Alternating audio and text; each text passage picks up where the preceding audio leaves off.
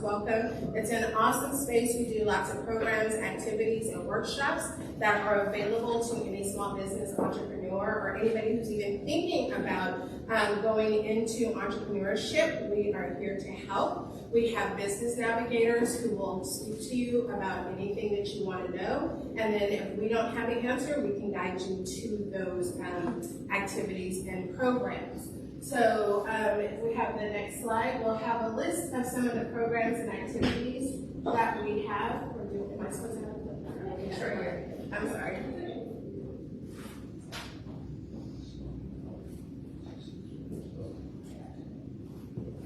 So these are some of the activities and programs we have.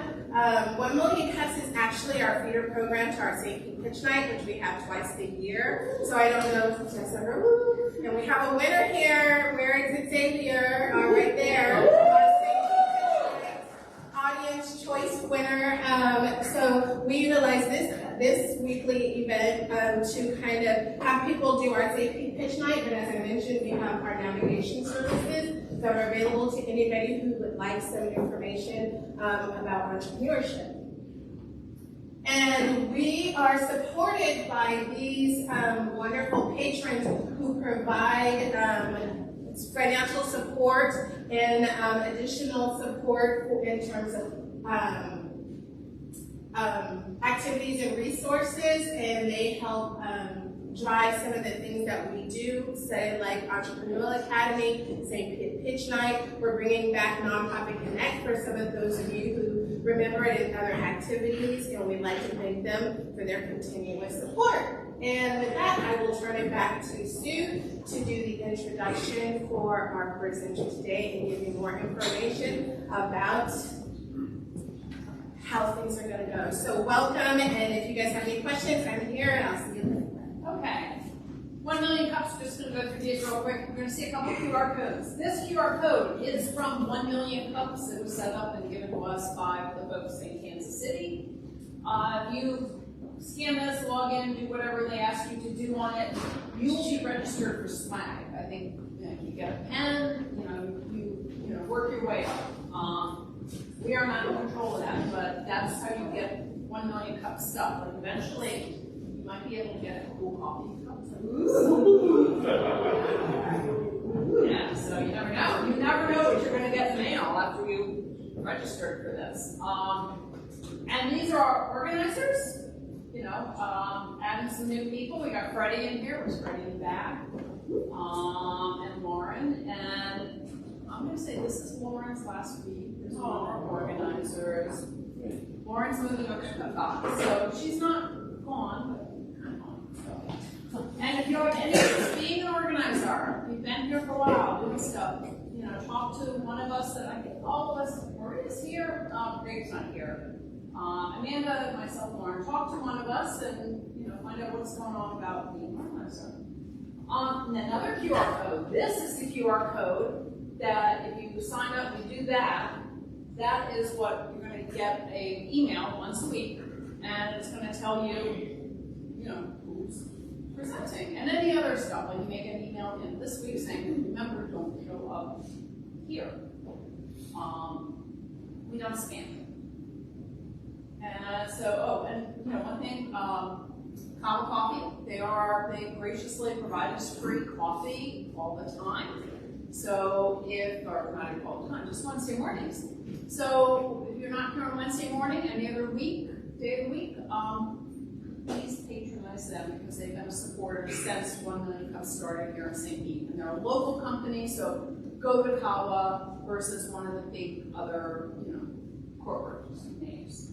With that, I'm going to turn it over to our presenter today, Sherry Platt, for Steps Career Academy. Sherry's our only presenter today, so we're going to do a fan favorite of Fast Pitch. And so if you've been before, you know what Fast Pitch is. If you don't, we'll tell you.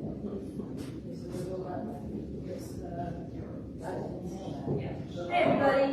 Hi, I'm Sherry Platt, and I am the founder and the CEO of the Steps Career Academy. We're launching tomorrow. Now, the Steps Career Academy is going to be an online educational career management system designed to teach people how to manage their careers. Life is way too short to hate your job. Does anybody know one person who doesn't like their work? Exactly. Can you imagine going through your whole life like that? So let me tell you a little bit about myself. So I have been a recruiter and a career counselor for over 20 years. I started when I was 7. And so what that means is after 20 years of helping employers in the tech industry and all different industries, small businesses and large businesses, hire people, I actually know what employers are looking for. I know what your resume should look like. I know what your LinkedIn profile should look like. I know what hiring managers are saying behind your back after they've interviewed you. I'm also a career counselor, so at the same time, I've been helping people find work they love. The world of work is my playground. Why am I so obsessed with helping people love their work? Let me give you some quick statistics. There are over 200 million people in the United States over the age of 18. Of those people, about 13.8 million people are unemployed, and that leaves about 195.2 million people who are working, most of whom don't like what they're doing. And the 13.8 million are anxious because they can't find employment or believe that they can't find it. I mean, looking for work is extremely, extremely challenging and can be very stressful. So the illusion is that people believe that they are stuck in their work, and that is not true. You do not have to stay in jobs that you do not like. Can you imagine all that negative energy going out into the world when you don't like what you do? So there's a lot of importance in having people be aligned with the work that they do. When you love your work, you can heal the world, and you can heal yourself because you are in alignment and you are doing what you are meant to do, and it feels good. When work feels good, you are healing yourself and others. So, none of us have been taught how to manage our careers, just like many of us haven't been taught how to balance a checkbook, correct? But so we graduate at 18 and we go around feeling in the dark, trying to make career decisions for ourselves, but not really having a format. It's not that complicated. There are 6 steps to finding career clarity. First, you have to know your value and your worth. So we do a very in-depth skills inventory. Very interesting. This exercise is what makes people cry the most. And you would think it would be sort of an objective exercise. What skills do you have? What can you offer? But most people actually feel that they don't have anything to offer. So the skills inventory is a profound exercise in teaching people how to think of themselves as a functional skill base so that you can ebb and flow with the economy. My goal is to get you to stop thinking of yourself as a job title and to start thinking of yourself as a functional skill base that can shift and move with the economy. Thinking. I used to give the Myers-Briggs and the Strong Interest Inventory, all career counselors do. All those test your thinking. If you have a belief system about work, if you believe that work is supposed to be hard or unpleasant or difficult, you're not going to be able to find work you love. So you have to actually work on your thinking and how you think about work. Themes. You have a variety of different interests, and you don't think they connect, but they do connect. Each of you has a theme of your life. Each of you has themes of interest. Those should be incorporated into your work. Experience. We don't ask ourselves this question very often. What is the experience you want to have at work? Do you want to be part of a group? Do you want to work alone? Do you want to work in a pretty place? Do you not care? How do you want work to feel is important. Parameters. These are the practicalities of your life. How much money do you need to make? Do you want to work at home? Do you want to work remotely? Do you want to work in an office? Do you want to work in a hybrid situation? How much money do you need to make? Do you have a disability that requires accommodations? What are the practicalities of your life? And the last part, equally as important, is service. What are you in service of? What is the big picture of your work? When you have a bad day, it's been really hard, but you know you have served a bigger purpose, running a school, educating people, making the world's best ice cream, making people feel good, then you are in service. Each of these, you should be able to ask yourself and answer the question. And this is what dictates the next job. I also want to say, I don't work with people on what is going to be their life's work. That puts way too much pressure on people. Let's just look at what your next best career move is going to be. And that is what these 6 systems ask you. Now, I created the Academy because I have so much information inside of me that I have to give it over to people. And also, I'm expensive. When you work with me individually, I have to charge you an hourly rate. But my goal, woman, is to make it available to everybody at an affordable cost. You can work independently, you can work in a class situation, live group classes online. And we have a free resume video that will help you create a resume that will actually get past recruiters. There's a code and also there's a brochure there. That's Resume Love, that's the code, and I'll have it for you later. I'm putting the warning sign. My goal is to make the world of work your playground so that you enjoy. Happy people make more money. People who are aligned do better. Now, there's going to be a job discovery program. There will be a membership-based program so we can help you through the process while you're looking for work. You can work with me individually. Tomorrow is the grand opening. I invite every single person in this room to come join us. Here's a QR code, and I encourage you to attend and celebrate the steps we're ahead.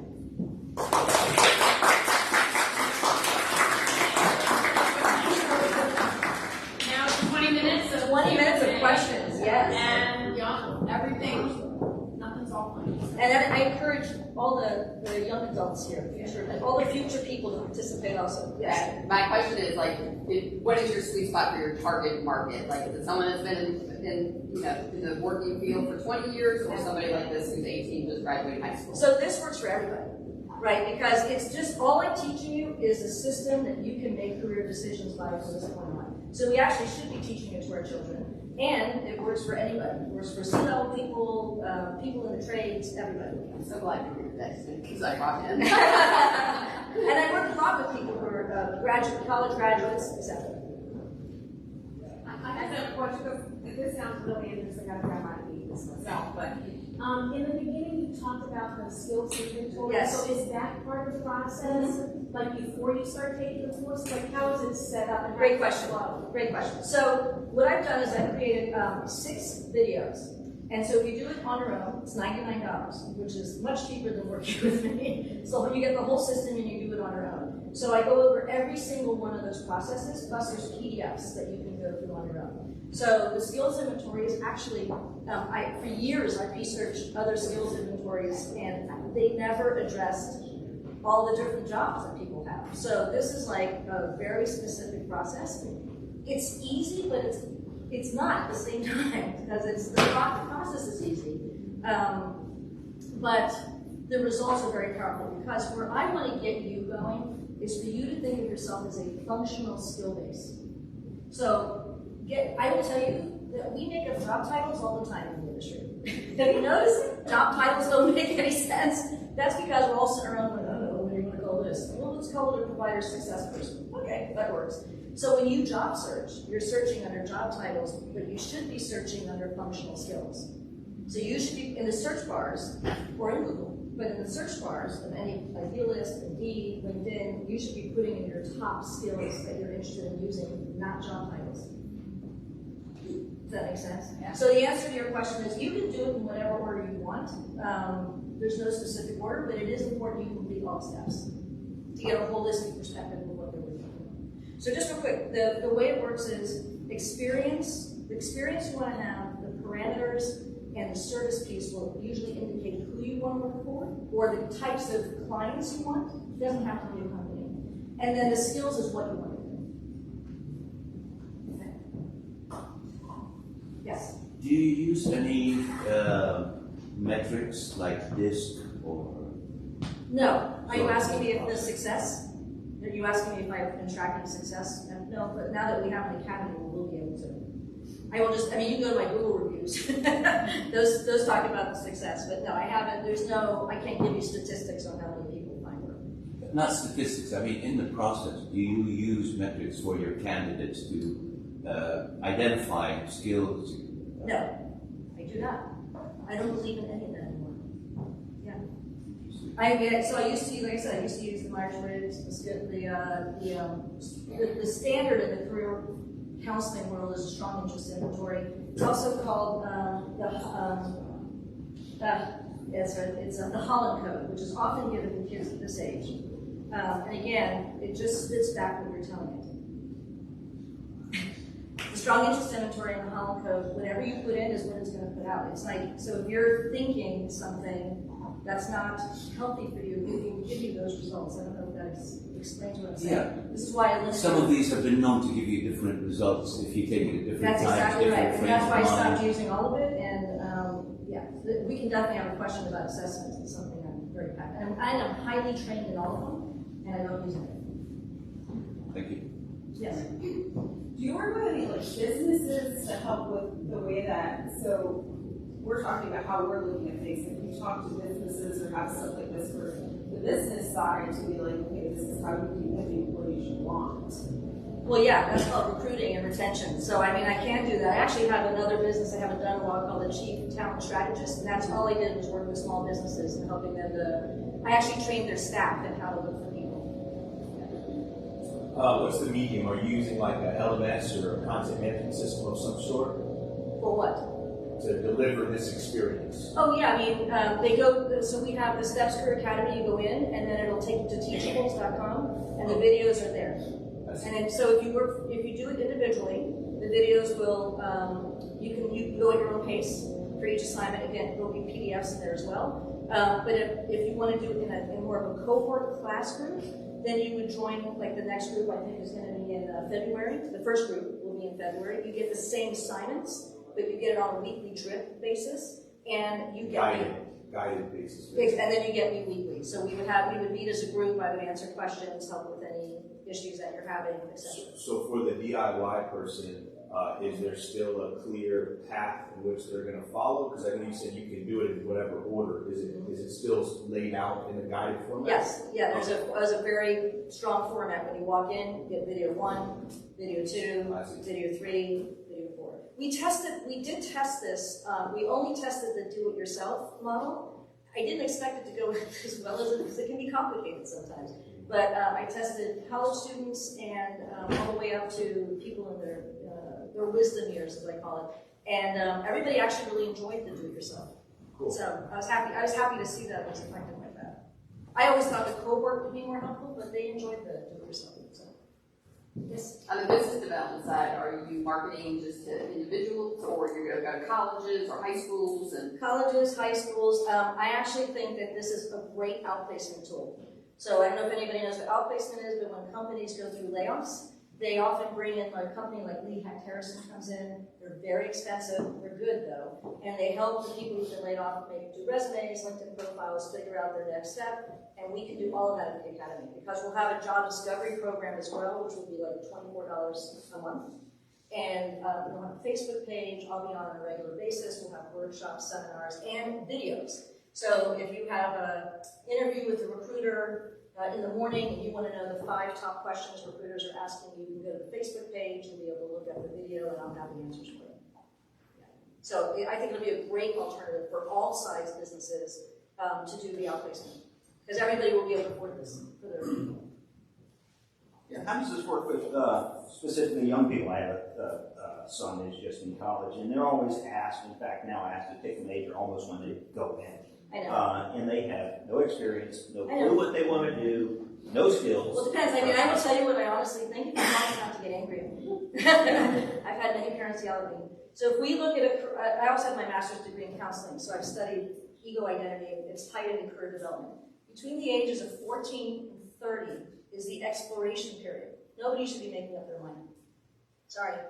You should be trying things and seeing if you like them and then deciding where that goes. There's no, to have a specific career path at the age of 18 is a little ridiculous, to be perfectly honest. What if they want to do the trades? What if they want to, you know, everybody thinks computers now. My son did that too, and thank God for COVID, he ended up being sent home, and now he's a chef in New York City. So, which was the right decision.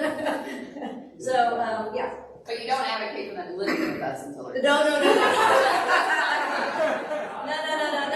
And they don't want to live with you either. I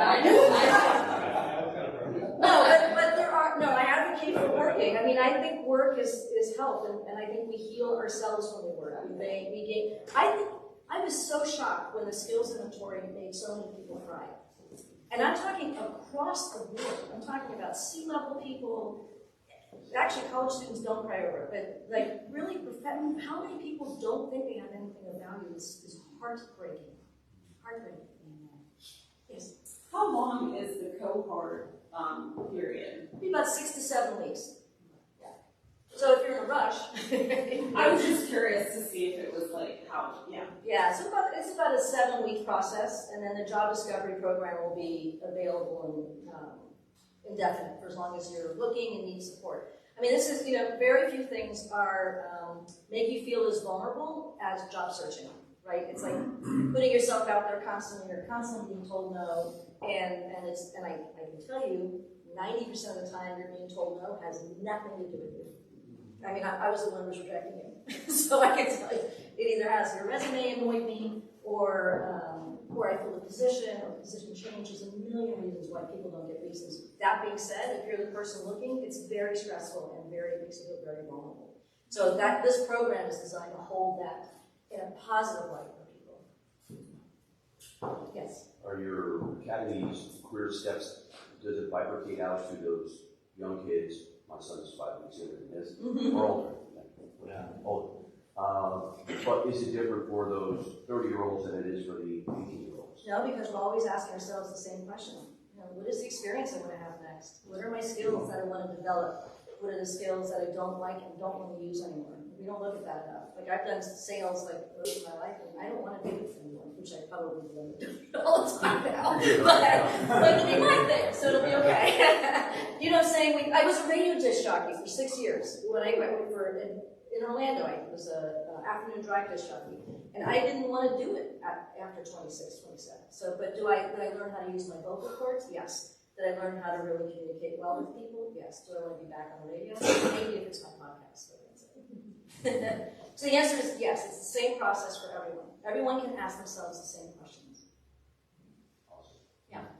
This will also help, like, so say you're pigeonholed in one career for a very long time and you're wanting to switch careers and using your skills that you use, even though it may not 100% translate, you still build skills. You can then move those over and how to highlight them in your new resume or to get. Yes, and I would encourage, the resume video is free, so I would encourage everybody to go look at it.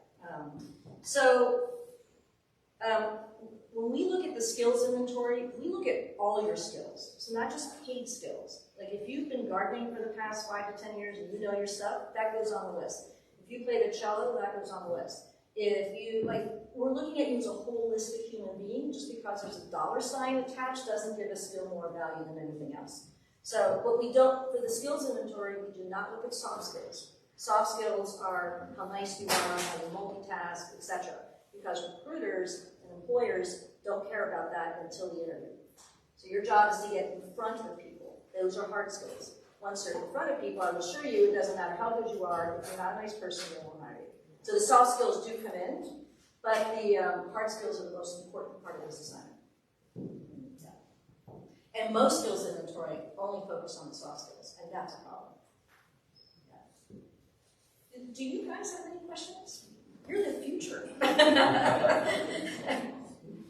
have a thought. Share your thoughts. So I'm 16, and so I'm at the point in my life where, I'm focusing on jobs. I'm completely homeschooled, and so, but I've applied to little, just businesses around, just to have a little side job for as I'm finishing high school. But I know that I know what, I can say I know what kind of business, I know what kind of worker I want to be in the future. But I'm at the point where it's I don't know where to start, or I don't know where to go from here. I don't know if I should just kind of wait and finish out. I'm a junior, so I don't know if I should wait out to start focusing on kind of figuring out what kind of business I would maybe want to start, or I don't know if it's too early to start thinking about that, or I don't think it's ever too early for you to be interested in yourself. I always feel like career counseling is just me introducing you to you. Okay. That's it. And by the way, most people tell me they don't know what they want to do. Everybody knows what they want to do. Yeah. right? So they may not think it, it's usually around the second or third session, they go, well, what I really wanna do is this. Yeah. And I'm like, you see? But I don't think I can get it, I don't think I deserve it, or I don't think I'm qualified. So, the answer to your question is, don't worry so much. Okay. Take a deep breath, Yeah. look at what looks fun, and just step into it. You are only 16, and I'm not saying that to diminish being 16, because it's a really powerful time. But I think that this is where you allow yourself to just be interested. Are you interested in animals? Are you interested in flowers? Are you interested in music? Are you interested in food? Don't worry so much. Just go, have fun, and get a job. Does that make sense? I don't want to diminish. No, that makes perfect sense. Yes. So I think these kids are lucky in that they're consistently in this process. So we have a portion of our school day that's literally called inquiry, where they just go to figure out things that they want to learn about under specific leadership themes. So linguistics, Black female leaders, business right now, which is why they're all in the room right now. Andrew's one of our alumni, and so she's been in this process of thinking for herself and trying to figure out. She knows who she is. She knows what she's good at. That's why she's back coaching these kids. So like a potential career path. So my question is more of, at the end of this process, what do you then help them with? So they have their ideas, they can think for themselves, hopefully adults can come on that ride too. They know their skills, they know what they're strong at. Is there partnerships with different businesses locally or nationally, or do you help with that connecting piece? That is not what the Academy is currently doing, but I can definitely help you do that. I mean, I've done it. So I've managed career development centers in colleges. I worked for them, and then I built one.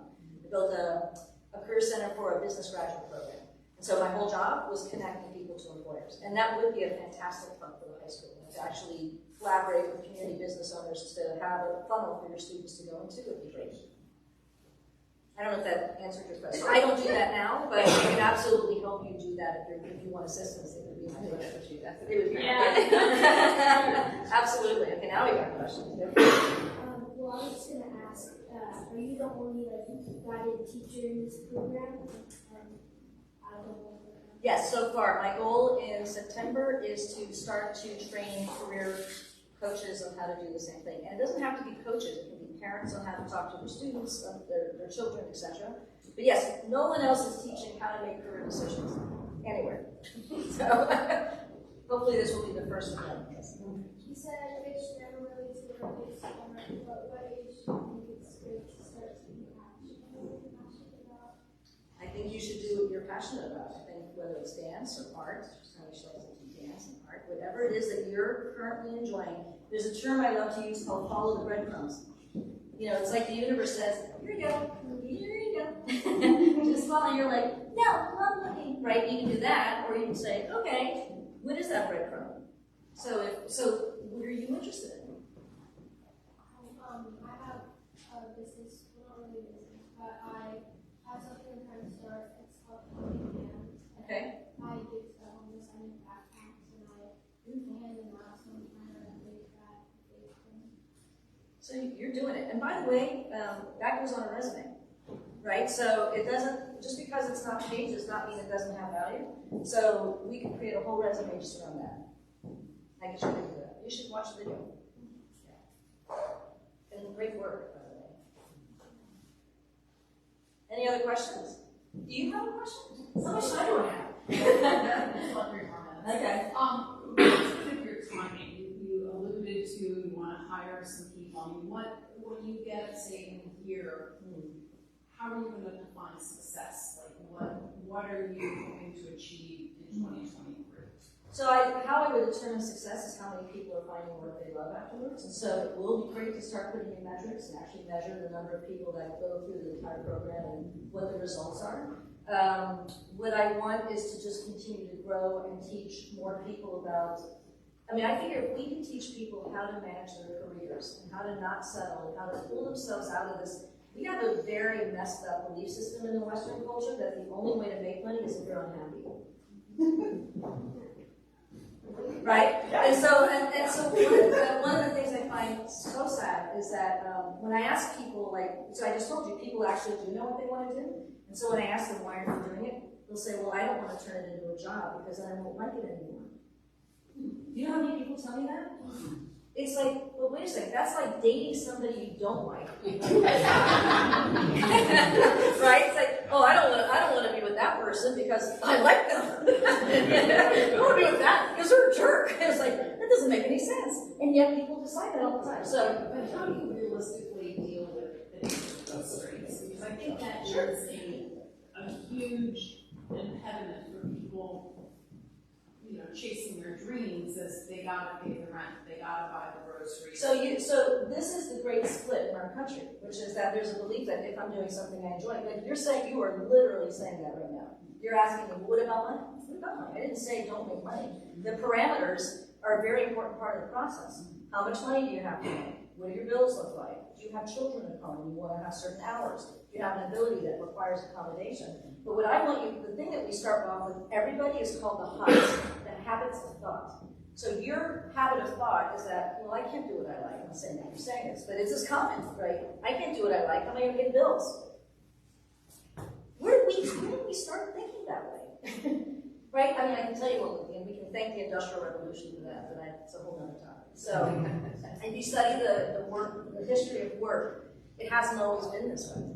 You know, work ebbed and flowed on a daily basis. If you needed new clothes, you went to Sally, and she didn't have a size. She just measured you and created a new pair of jeans, no judgment. So it's a very different world. And so my primary goal is to get people to see that when you do what you're aligned with and who you are on the inside, not just the external, that's when you start to make money.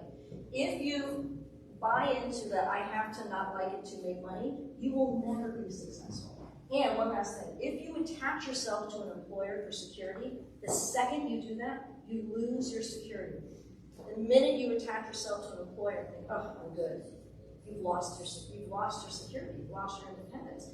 The federal government fires people all the time. City governments fire people all the time. There is no security anywhere other than who you are, knowing yourself, and knowing how you can ebb and flow with the economy. That is security. And that's a great way to end. Okay.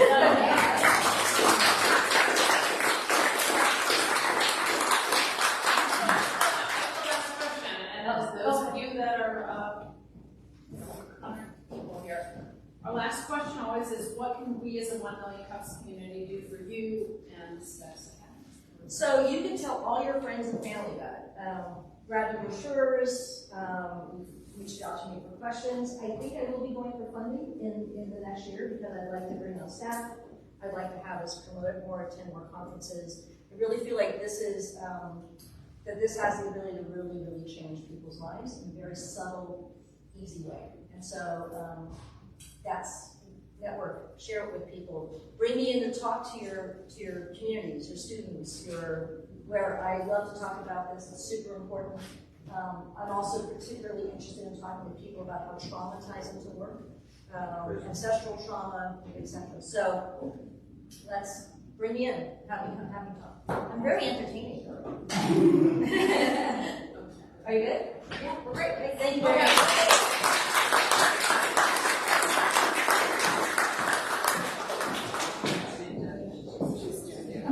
So Amanda's gonna do our intro, but remember, are we meeting next week? No. No. Okay. Reinforce that a lot. Where are we supposed to go? Chamber. Breakfast. Center for Health Equality. Yes. Equity. So thank you, Sherry, thank you. And now we're gonna do fast pitch. So fast pitch is for anybody that has a business that's not up and running, that has an idea, that kind of wants to put it out there. For 2 minutes you get to pitch it, and then 5 minutes of questions. So, anybody?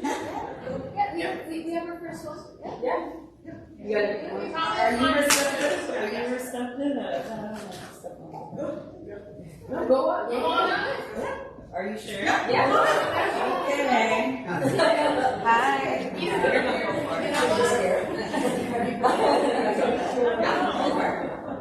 This is great practice because this is part of my requirement for graduation this Friday.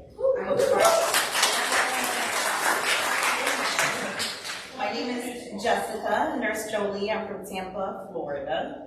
I am a nursing nomad, which is why I am here. I love to venture for value. So with that being said, I have a pitch that I have to do today, not today, I'm doing it today, thanks to God. It's Friday with my program, Bootstrap. I don't know if you guys heard of it. Bootstrap is for entrepreneurs who are using their resources and where they're at in the US. So with that being said, I'm a nurse, No T's, which is the name of my social study group that I will be launching next month. I will be hosting my first event at the library, Steve Blythe Library in Tampa, Central Tampa. And it's going to be a vision event, and that is to help nurses find a community and find effective ways to study through community. So it's fellowship through membership, because nursing school is very strenuous, very rigorous, it's very difficult. There's a lot of people who aspire to be nurses, but they don't feel as if they're competent enough or smart enough. So my mission is gaining confidence through competence through a social community. So that's what I'm a Nurse No T's will be all about. Thank you.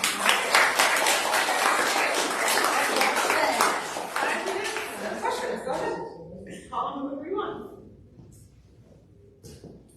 How are you finding people to attend, the other nurses and stuff? Well, the benefit of being a travel nurse, now I'm local, is the fact that I'm constantly around different nurses who are ready to go back to school. I'm an LPN, loud, proud nurse, which LPN, loud, proud nurse. There's a hierarchy in the nursing field, which I don't like. We're all important wherever we're at, no matter our title. I don't want to go into depth why, but we're important wherever we're at. So I always have access to nurses. I'm in St. Pete a lot, working in various nursing homes. I worked at the jail, so I already have a lot of people who are interested. There's a lot of people who are like, Jessica, you have very unique ways of helping us memorize things, memorize medications, and the goal is to cut study time in half so nurses have free time to cater to their family or delve into other things that are important. So I do have access to a lot of nurses, CNAs, different titles. Yes, ma'am. So, I just want to understand, my son just started nursing school last week, so congratulations, thank you very much. And he wants to be a nomad nurse. Okay. So are you setting up a support system for them? Or Yes, ma'am. What does it look like? Well, right now I'm bootstrapping, meaning that I'm using my resources in my current predicament. Last year I spent thousands of dollars just being overzealous and trying to figure out, oh, I'm an entrepreneur now, let me just invest in this and that. So no, now I'm sitting on a bench, I'm comfortable being a student, so that way I can understand exactly how to run an event that have resources. So with that being said, how am I doing this is mobile. I don't want people to feel confined to a structured setting, which there's nothing against that. But when people are in a structured setting, they're not typically themselves.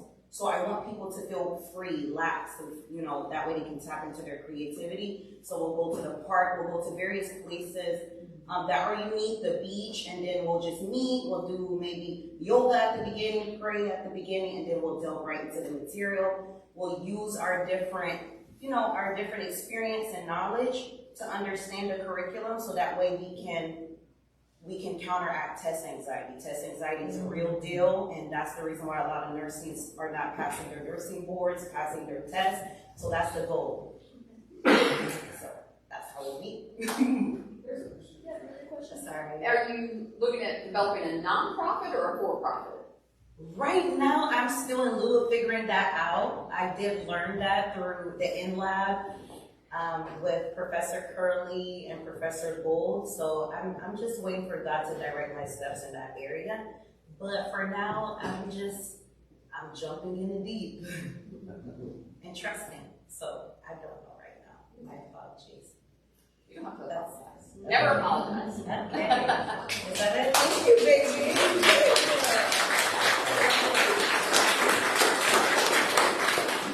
Now, is there a student that would like to do one, if they have one, or a business or something that they do?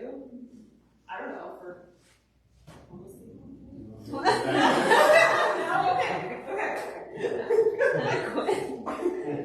putting you on the spot, you don't have to. But if there's anybody? We could give you ideas. Yes. I mean, it's more, you just. I'll step up for it. This is kind kind of breaking the rules. We're a 7th year open school here locally in India, so kind of get a feel for what we're doing. But small groups of students, all the building group, not age-based, so she's an alumni now. She's kind of done this before, so that's why I grabbed her. These are brand new ones who just stepped into this space. These kids specifically are 6th through 8th graders who are interested in learning about business. So we're taking them to a social skills conference and a leadership conference in Atlanta in March. And so this is their first interaction of how do I actually professionally shake a hand? How do I make eye contact? How do I start a conversation? All of the skills that, again, none of us were really taught. So this is their first time, and I'm super proud of them. If you were here at the meeting.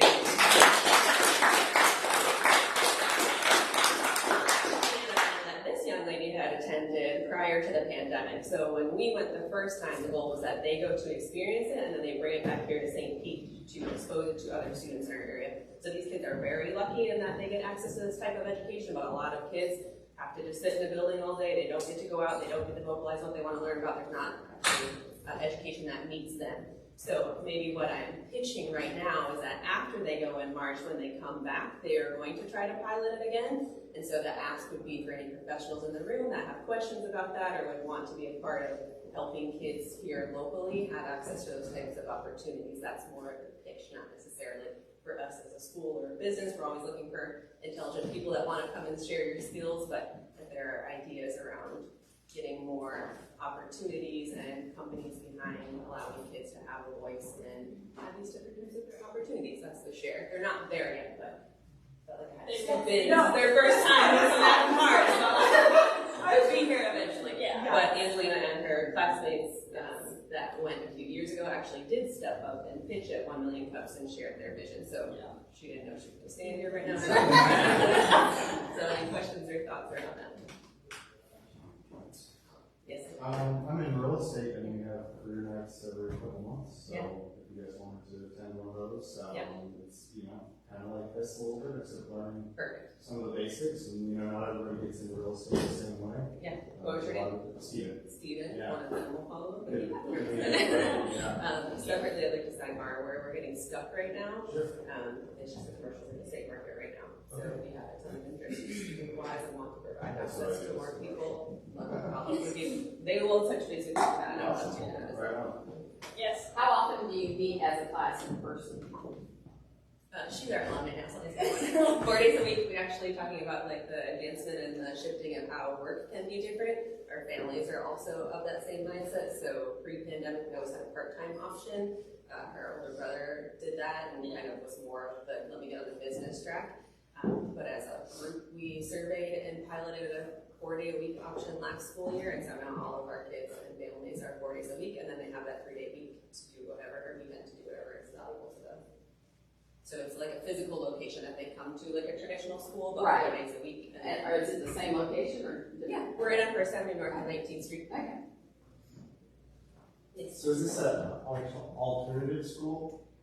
Progressive. There's a lot of different labels that people would education and school is very hot button depending on your philosophy. Sure. But the way that we're structured is an educational nonprofit so that the families can tell us what they value and then we go behind that. So like her family comes from business entrepreneurial settings.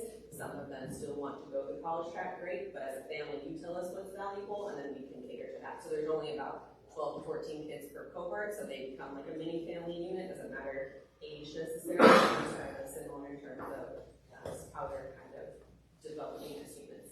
I wasn't trying to go. No, it's always, there's not really like a clear cut answer. So it's high level academic still, so we kind of pull from the good of everything. So like private school, yes, high level content is great, but within that like high stress, high testing anxiety, the desire to actually learn goes away. So still high level content, he studied linguistics. I had to figure out what the heck that was myself, but that's like where he wanted to go with it, great. But then there's the flexibility that often is kind of like that Montessori homeschool approach. So it's like the best of everything, listening to them, knowing what's going on in the world. So just because they're in high school, they don't take their government class their senior year. It's, oh, this is an election year. We're really going to figure out how this is working and then document that route. So.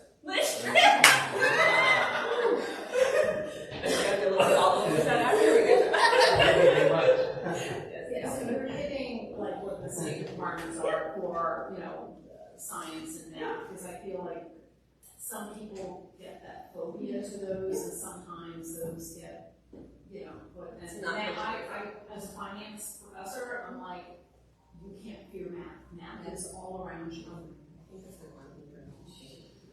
Yeah, we don't skip academics. So the first half of the day is all integrated content, so they're still learning about biology, but like lab, it's based off of a marine science unit last year that they learned about because they were interested in it. Right now we can ramp it up and there's traditional biology lessons that are happening. The second half of the day is where they get the flexibility to choose what they want to learn about, but they're still learning about female black leadership underneath the umbrella of being a leader. So it's like they pick, but then we're still targeting content there as well. Thanks for your time. Thanks. Go ahead. What is your background? So I was a teacher for 10 years. My mom left when I was 10, so I was an entrepreneur before it was trendy. I had to do for myself, put myself through college twice, move myself across the country. Taught in 3 different schools here, not from here, so I didn't know if people realized how far behind times Florida was in terms of their school. Good news, people are starting to pay attention, so that's great. And this, I know she said, don't talk about your life's work. This is my life's work, and so I just had to figure out a different way to do it. So pitched here actually 7 years ago, my first business presentation, got a round of applause and standing ovation, and that's kind of like the small step to say, okay, locally we understand how to do this. Gave a TED Talk, kind of just amplified the work. So yeah, just doing for myself and modeling what I think they can do for themselves as well. How many students and staff? So we're stuck with commercial real estate being so we're a bootstrapped educational nonprofit. So last school year alone, we got 176 families called to be a part of us, but we only have 3,600 square feet to work with. So we have 40 students that we can fit, probably logistically 45 as they grow and get bigger. We're just physically running out of space. But that's the next step for us, is to find a location that can fit 100 to 120 students, and then just start moving around the community. So the goal is that the community does support it, so that it's accessible to all families. It's not doesn't have to be tuition based, but right now, 40. What is your goal for tuition based? So always accessible. So we're not trying to be short price 40,000. Right now it's 13,000 annually. So it's something that if families can't access it right now, they can find other ways to work within it. But ideally, it's free for everybody. Thanks. Thanks for your time.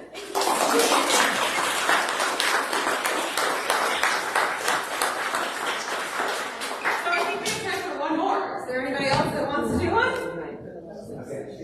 All right. Introduce yourself.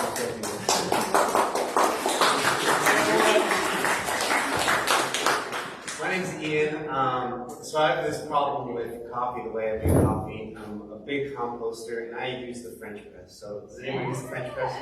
French press and I compost. All right. How hard is it to compost your coffee grounds? Of course. Very hard, right? You gotta clean it out. You gotta put water in it. You gotta do a lot of steps to compost these things. So what I want to create is a compostable coffee pod for your French press. So it's going to be about this big, right? Fit into your coffee press, your French press, and then when you're done, you can just dump it out into your compost. So much more convenient. Any of the options right now aren't home compostable, right? There's a lot of commercial compostable, which who knows if you have access to that. So that's pretty much it. Is compostable coffee pods for your French press. Eventually, we'd like to get into Keurigs, right? Have the replaceable compostable pods for the little plastic reusable pod. So, but that's pretty much it. Well, just not to rain on your parade, and I'm happy to give you the article because I just gifted it to a friend. Washington Post just published a study today that said Keurig pods are actually more environmentally friendly than your typical brew, filtered coffee. Just, they will take that way down the supply chain. So one thing, and why is French press coffee not compostable? I have a compost tumbler, so I'm it is. It's compostable. So I'm confused. It's just inconvenient. So when you're doing your French press, you have to put in the right amount every single time.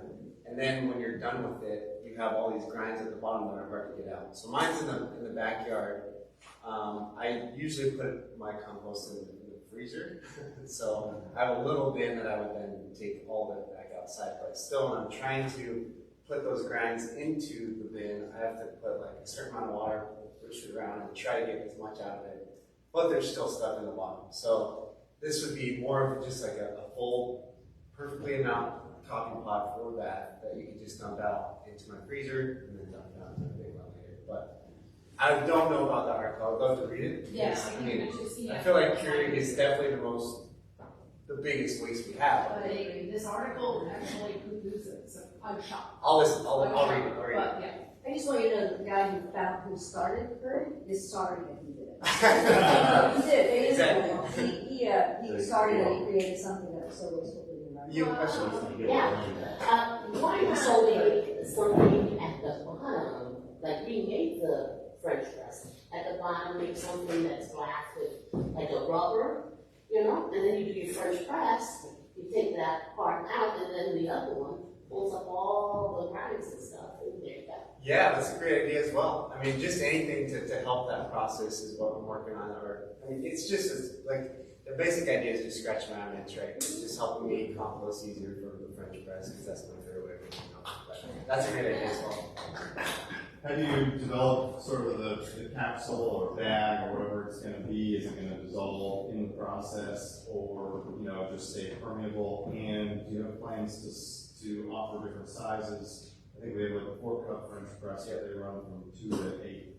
Yeah. I've been actually sewing my own pods now. Nice. So I'm still going through that kind of ideation stage with it. I have my own business and startup already, but this is kind of just there, just on the back burner. But yeah, it's very interesting because the French press, the way it's so bold is because some of the grinds come up. So I'm trying to figure out a way to at least minimize that. And still have that bold flavor from the French press. But yeah, different sizes. I've been using like completely compostable filters, and then sewing it together. So is it like a tea bag?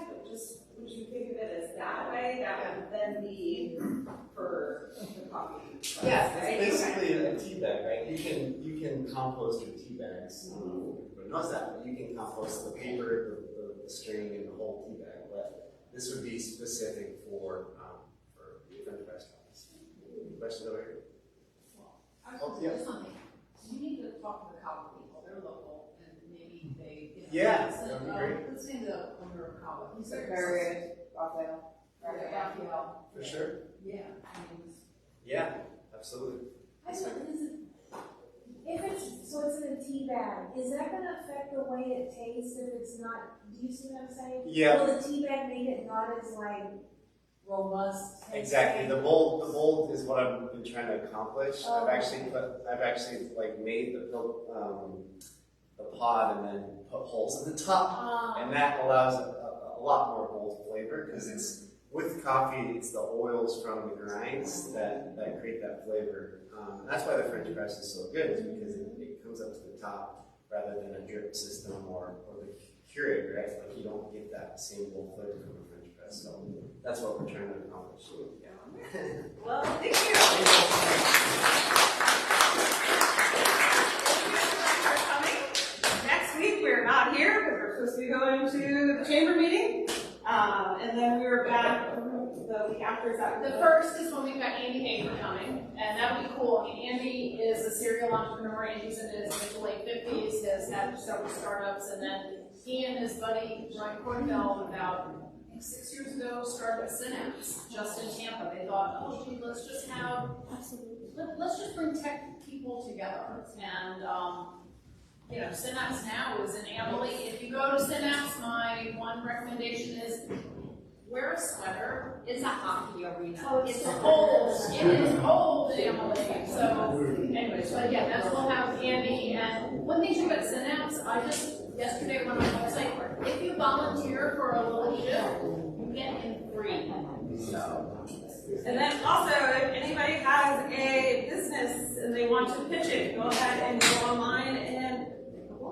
Okay, and I'm gonna put my free, I gifted this article to my friend earlier this morning. I'm gonna write the website of this Washington Post article about pods. I was shocked that they've done something now.